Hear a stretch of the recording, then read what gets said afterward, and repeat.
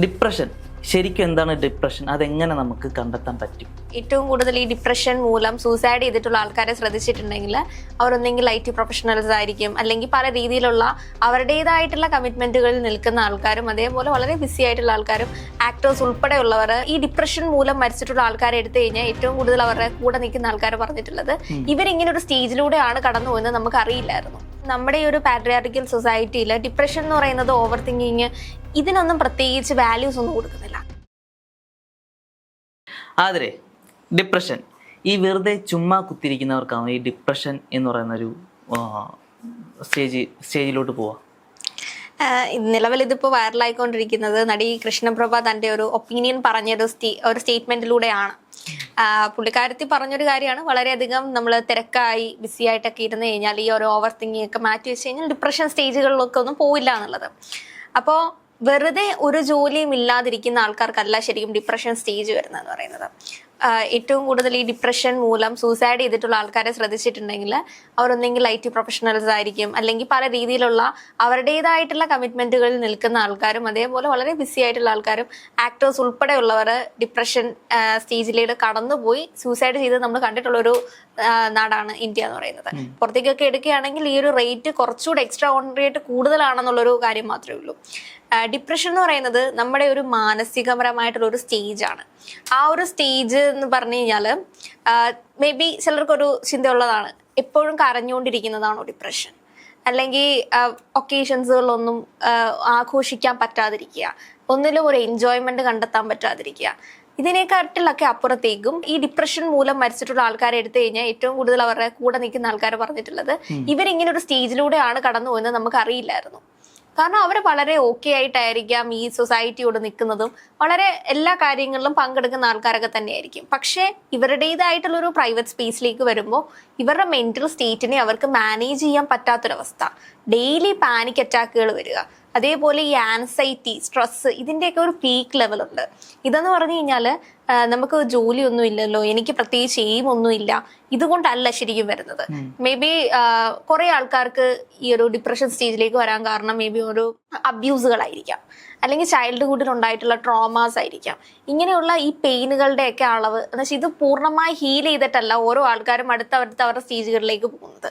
അപ്പോൾ ഈ ഹീൽ ചെയ്യപ്പെടാത്ത ഈ മുറിവുകൾ കിടക്കുന്നിടത്തോളം കാലം വീണ്ടും വീണ്ടും ഇത് ഇവരെ വീണ്ടും ഹിറ്റ് ചെയ്തിട്ടാണ് ഈ മാനസികപരമായിട്ട് എനിക്കിനി ജീവിക്കണ്ട, അല്ലെങ്കിൽ എനിക്ക് ജീവിക്കണമെന്നൊരു ആഗ്രഹവും ഇല്ല എന്ന സ്റ്റേജുകളിലേക്കൊക്കെ കടന്നു പോയിട്ടാണ് ഈ സൂയിസൈഡ് എന്ന് പറയുന്ന കാര്യം അവർ അവസാനം തെരഞ്ഞെടുക്കുന്നത്. എനിക്ക് തോന്നുന്നു ഇപ്പം ഈ പലരും തെറ്റിദ്ധരിക്കപ്പെടുന്നുണ്ട്. അതായത് ആൻസൈറ്റി എന്ന് പറയുന്ന ഒരു സാധനം അത് ഡിപ്രഷൻ ആണ് എന്ന് കരുതി പലരും തെറ്റിദ്ധരിക്കപ്പെടുന്നു. പക്ഷേ ഡിപ്രഷന് കുറച്ച് സ്റ്റേജസ് ഉണ്ട്. അത് ഈ ഇപ്പൊ ആതിര പറഞ്ഞ പോലെ ഉറക്കമില്ലായ്മ, പിന്നെ വെറുതെ കരയുക, പിന്നെ വല്ലാത്ത ക്ഷീണം, തളർച്ച, ഒന്നും ചെയ്യാൻ പറ്റാത്ത, അതായത് ഒന്നും നമുക്ക് ചെയ്യാൻ പറ്റാത്തൊരു അവസ്ഥയുണ്ടല്ലോ. കുറെയൊക്കെ മൂഡ് സ്വിങ്സ് ആണ്.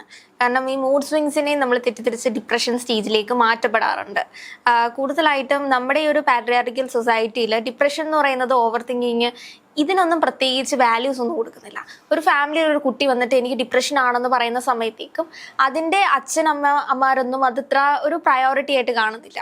അവർ കൂടുതലായിട്ടും പറയുന്ന ഒരു കാര്യം, നിങ്ങൾക്ക് എന്തിൻ്റെ കുറവാണുള്ളത്, അല്ലെങ്കിൽ നിങ്ങൾക്ക് നല്ല രീതിയിലുള്ള വിദ്യാഭ്യാസം ലഭിക്കുന്നില്ലേ, ആഹാരം ലഭിക്കുന്നില്ലേ, ഇതൊന്നും ഇല്ലാതെ വളരെ കഷ്ടപ്പെട്ടാണ് ഞങ്ങളൊക്കെ കടന്നു വന്നിട്ടുള്ളത്, ഞങ്ങൾക്കൊന്നും ഉണ്ടായിരുന്നില്ലല്ലോ, പിന്നെ നിങ്ങൾക്ക് എന്താണ് ഈ പറയുന്നത്, ഇതൊക്കെ വെറും തോന്നലുകളാണ്. ആ സ്റ്റേറ്റ്മെന്റ് ആണ് പല ആൾക്കാരെയും പിന്നീടൊന്നും ഷെയർ ചെയ്യപ്പെടാതെ അവരുടേതായിട്ടുള്ള ഒരു സ്പേസിലേക്ക് ഒതുക്കപ്പെടുന്നത്. ഇത് നിങ്ങളുടെ തോന്നലുകളാണ്, അതല്ല ശരിക്കും എന്ന് പറയുന്നത്. പണ്ടൊരു കേസ് ഉണ്ടായിരുന്നു പുറത്ത്. ആ പെൺകുട്ടി എന്ന് പറയുന്നത് ഒരു ഏർലി 30s അകത്ത് ഏജുള്ള കുട്ടിയാണ്. അവർക്ക് ഈ ഡെയിലി പാനിക് അറ്റാക്കുകൾ, കാരണം അവർക്ക് സർവൈവ് ചെയ്യാൻ പറ്റാതെ അവർ അവിടുത്തെ കോർട്ടിൽ ദയാഹർജി കൊടുക്കുകയാണ്, ദയാവധത്തിനുള്ള ഹർജി കൊടുക്കുകയാണ്. അങ്ങനെ അവര് അവിടുത്തെ കോർട്ട് അവർക്ക് അത് കൊടുക്കുന്നുണ്ട്, മരിക്കാനുള്ള അവകാശം. നമ്മുടെ രാജ്യത്ത് അത് കൊടുക്കുന്നില്ലെങ്കിലും അവർക്ക് അവിടെ കൊടുക്കുന്നുണ്ട്. കാരണം അവർക്കറിയാം ഡെയിലി എത്രത്തോളം ഡിപ്രഷൻ കേസുകളും പാനിക് അറ്റാക്കും ആൻസൈറ്റിയുടെ ഒക്കെ പ്രശ്നങ്ങൾ അനുഭവിക്കുന്ന സൈക്കോളജിസ്റ്റിനെ ഈ ആഴ്ചകളായിട്ട് കൺസൾട്ടേഷൻ എടുക്കുന്ന ആൾക്കാരുണ്ട്. അത് നമ്മുടെ ഇന്ത്യയിലും ഉണ്ട്. ശരിക്കും കൺസൾട്ടേഷൻ എടുക്കുന്ന, ഇപ്പോൾ ഏറ്റവും കൂടുതൽ ആൾക്കാർ ഈ കൺസൾട്ടേഷനും എടുത്ത് മരുന്നുകളൊക്കെ കഴിച്ച് ഡെയിലി ഈ സ്ലീപ്പിംഗ് പിൽസ് കൺസൾട്ട് ചെയ്ത് കിട്ടുന്ന സ്ലീപ്പിംഗ് പിൽസ് ഇല്ലാതെ ഉറങ്ങാൻ പറ്റാത്ത ആൾക്കാരുണ്ട്. അത് അത് പ്രത്യേകിച്ച് അവർക്ക് ഒരു പണി ഇല്ലാത്തത് കൊണ്ടല്ല ശരിക്കും ആ സ്റ്റേജിലേക്കൊക്കെ കടന്നു പോകുന്നത്. അതൊരു മാനസിക അവസ്ഥയാണ്. ഈ ഡ്യുവൽ പേഴ്സണാലിറ്റിയെ പറ്റിയൊക്കെ പറയുമ്പോൾ ഇത് പ്രേതബാധയാണോ എന്നൊക്കെ ഒരു മാറ്റപ്പെടുന്ന ചിന്താഗതിയില്ലേ, അതേപോലെ നമ്മുടെ മനസ്സിന്റെ ഒരു സ്റ്റേജാണത്.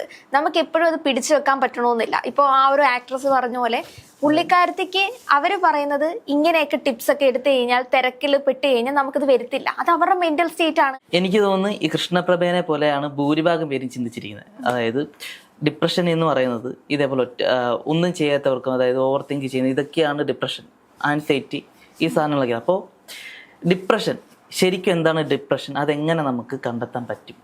ഡിപ്രഷൻ കണ്ടെത്താൻ പറ്റുമെന്ന് പറഞ്ഞു കഴിഞ്ഞാൽ നമ്മളൊരു കൃത്യമായിട്ടൊരു കൺസൾട്ടന്റിന്റെ അടുത്ത് പോകാന്നുള്ളത് തന്നെയാണ്. കാരണം ഏറ്റവും കൂടുതൽ ആൾക്കാർക്ക് ഡിപ്രഷൻ സ്റ്റേജിനെ തെറ്റിദ്ധരിക്കപ്പെടുന്നത് ഈ മൂഡ് സ്വിങ്സ്. അപ്പം നമ്മുടെ ഇപ്പോൾ വുമൻസിനാണെങ്കിലും മെൻസിനാണെങ്കിലും ഒരേപോലെ ഉണ്ടാവുന്ന ഒരു സ്റ്റേജാണ് ഈ മൂഡ് സ്വിങ്സ് എന്ന് പറയുന്നത്. അപ്പം ഈ മൂഡ് സ്വിങ്സിനെ മേ ബി എനിക്ക് ഡിപ്രഷൻ ആണോ എന്ന് തെറ്റിദ്ധരിക്കപ്പെടും. അതേപോലെ നമുക്കും നമ്മുടെ മനസ്സിനെ പാനിക് അറ്റാക്ക് എന്നൊക്കെ പറഞ്ഞു കഴിഞ്ഞാൽ നമ്മളിപ്പോൾ ഒരു ചെറിയൊരു എക്സാമ്പിൾ പറയുകയാണെങ്കിൽ, ഇപ്പോൾ രാഹുൽ ഒരാളോട് പോയി സംസാരിച്ചിട്ട് അവര് അത് രാഹുൽ എക്സ്പെക്ട് ചെയ്യുന്ന രീതിയിലല്ല അവർ തിരിച്ച് റിപ്ലൈ തരുന്നത്. അപ്പോൾ രാഹുൽ ഇങ്ങനെ ചിന്തിച്ചുകൊണ്ടിരിക്കുക, ഞാൻ ഇനി പറഞ്ഞത് എന്തെങ്കിലും മോശമായിട്ടുണ്ടോ, അവരെന്തായിരിക്കും എന്നെപ്പറ്റി ചിന്തിച്ചത്.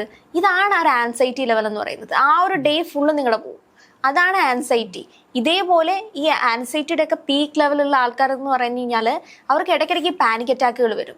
ഇതിങ്ങനെ ചിന്തിച്ച് ഇവർ ഈ പറയുന്ന ഓവർ തിങ്കിങ്ങിന്റെ അപ്പുറത്തേക്കും ഇതൊരു മനസ്സിന്റെ ഒരു സ്റ്റേജാണ്. നിങ്ങൾ തിരക്കല്ലാത്തത് കൊണ്ടല്ല, നിങ്ങൾ വർക്ക് ചെയ്തുകൊണ്ടിരിക്കുകയാണെങ്കിലും വർക്ക് ചെയ്ത് ഒന്നും വെറുതെ ഇരിക്കുന്ന സമയത്ത് നമ്മളുടെ വീണ്ടും മൈൻഡിലേക്ക് ഇത് വരും, അയ്യോ ഞാൻ രാവിലെ ഇയാളോട് ഇങ്ങനെ സംസാരിച്ചല്ലോ, അയാൾ എപ്പോഴും അത് ആലോചിച്ചുകൊണ്ടിരിക്കുമായിരിക്കും, ഞാൻ പറഞ്ഞ മോഡുലേഷൻ തന്നെ ആയിരിക്കും അയാൾക്ക് കിട്ടിയിട്ടുള്ളത്. ഈ ഒരു ആൻസൈറ്റി ലെവലുണ്ട്. ഇത് ഈ സ്റ്റേജിലേക്ക്, ഈ പാനിക് അറ്റാക്കിന്റെ ഒക്കെ ലെവലിലേക്ക് പോകുമ്പോഴത്തേക്കും നമ്മൾ നല്ലൊരു സൈക്കോളജിസ്റ്റിനെയോ കൺസൾട്ടന്റിന്റെ അടുത്തേക്ക് പോവുക. എന്നിട്ട് അതേപോലെ ഇപ്പോൾ ഏജ് കാറ്റഗറി എടുക്കുകയാണെങ്കിൽ കുട്ടികൾക്ക് കൂടുതലായിട്ടും ഈ ഒരു ഡിപ്രഷൻ സ്റ്റേജുകളിലേക്ക് വരുന്നു എന്ന് കണ്ടിട്ടുണ്ട്. സൂയിസൈഡ് ടെൻഡൻസി വരുന്നുണ്ട്. അപ്പോൾ കുട്ടികൾ ഇങ്ങനത്തെ ഉള്ള ഈ അവരുടെ ഒരു മൂഡ് ചേഞ്ചസ് വരുന്ന സമയത്തേക്കും അവരെ കൃത്യമായിട്ട് നല്ല ഒരു കൗൺസിലേഴ്സിന്റെ അടുത്ത് കൊണ്ടുപോവുകയും, അതേപോലെ ഈ ഫിസിക്കലി ഉണ്ടാവുന്ന നമ്മളൊരു ചെറിയ അസുഖം വരുന്ന സമയത്തേക്ക് നമ്മൾ കുട്ടികളെ ഹോസ്പിറ്റലിൽ കൊണ്ടുപോകുന്ന രീതിയിൽ, അതേപോലെ ഏറ്റവും അത്യാവശ്യമായിട്ടുള്ളൊരു കാര്യമാണ് മാനസികാരോഗ്യം എന്ന് പറയുന്നത്. അപ്പോൾ അവരുടെ മാനസികപരമായിട്ട് അവരെ ഉയർത്തിക്കൊണ്ട് വരുന്നതും ഏറ്റവും വലിയൊരു കാര്യമാണ്. കാരണം നല്ല ടാലന്റ് ഉള്ള കുട്ടികൾ, ഈ അവരുടെ ചെറുപ്പകാലത്തൊക്കെ അവർക്ക് ഒരുപാട് ഇഷ്ടങ്ങളും ടാലന്റുകളും ഉണ്ടായിരിക്കാം. പക്ഷെ അത് മേ ബി ഒരു ഫ്യൂച്ചറിലേക്ക് വളർന്നു വരുന്ന സമയത്തേക്ക് അത് ഡെവലപ്പായി പോവാത്തതും അത് ഫോക്കസ് ചെയ്ത് പോവാത്തതും ഈ ഒരു മാനസികാരോഗ്യപരമായിട്ടുള്ള പ്രശ്നങ്ങളും ബാധിക്കും. കാരണം അവർക്ക് ഉണ്ടാകുന്ന ഈ ഒരു പെയിനുകളാണെങ്കിലും മാനസികപരമായിട്ട് അവർക്ക് വലിയ സപ്പോർട്ടുകൾ ഫാമിലികളിൽ നിന്നും കൊടുക്കുന്നില്ല. അപ്പോൾ ഏറ്റവും കൂടുതൽ ശ്രദ്ധിക്കേണ്ടതെന്ന് പറയുന്നത് നമ്മുടെ കുട്ടികൾക്ക് ഉണ്ടാകുന്ന ഒരു ചേഞ്ചസ് അത് പെട്ടെന്ന് ക്യാച്ച് ചെയ്ത്, ഇപ്പോൾ കുട്ടികളല്ലെങ്കിൽ ഇപ്പോൾ നിങ്ങളാണെങ്കിലും ബേസിക്കലി നിങ്ങൾക്ക് ഇത്തരങ്ങൾ പ്രശ്നങ്ങളൊക്കെ ഉണ്ടാവുകയാണെങ്കിൽ നമ്മൾ നല്ല രീതിയിൽ ഒരു കൺസൾട്ടേഷൻ്റെ അടുത്തേക്ക് പോവുക, ഒരു സൈക്കോളജിസ്റ്റിനെ കാണുക, നമ്മുടെ പ്രശ്നങ്ങളൊക്കെ ഓപ്പണായിട്ട് പറയുക.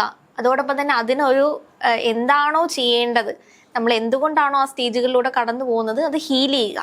അപ്പോൾ അത് നമ്മൾ എനിക്കത് ഉണ്ടായിട്ടില്ല എന്നും പറഞ്ഞ് രാഹുൽ എന്നോടൊരു കാര്യം ഷെയർ ചെയ്യുമ്പോൾ ഞാൻ പറയുകയാണ്, രാഹുൽ ഈ പ്രശ്നം കൊണ്ടാണ്, നിങ്ങൾ ഇത്ര സില്ലി ആയതുകൊണ്ടാണ്, വീക്ക് ആയതുകൊണ്ടാണ്, എനിക്കത് പറയാൻ പറ്റത്തില്ല. എൻ്റെ മെൻ്റൽ സ്റ്റേറ്റ് വേറെയാണ്, രാഹുലിൻ്റെ മെൻ്റൽ സ്റ്റേറ്റ് വേറെയാണ്. അപ്പോൾ നമുക്ക് എൻ്റെ ഒരു സ്റ്റേജ് വെച്ച് ഞാൻ ഒരാളെയും എനിക്ക് കമ്പയർ ചെയ്യാൻ പറ്റത്തില്ല.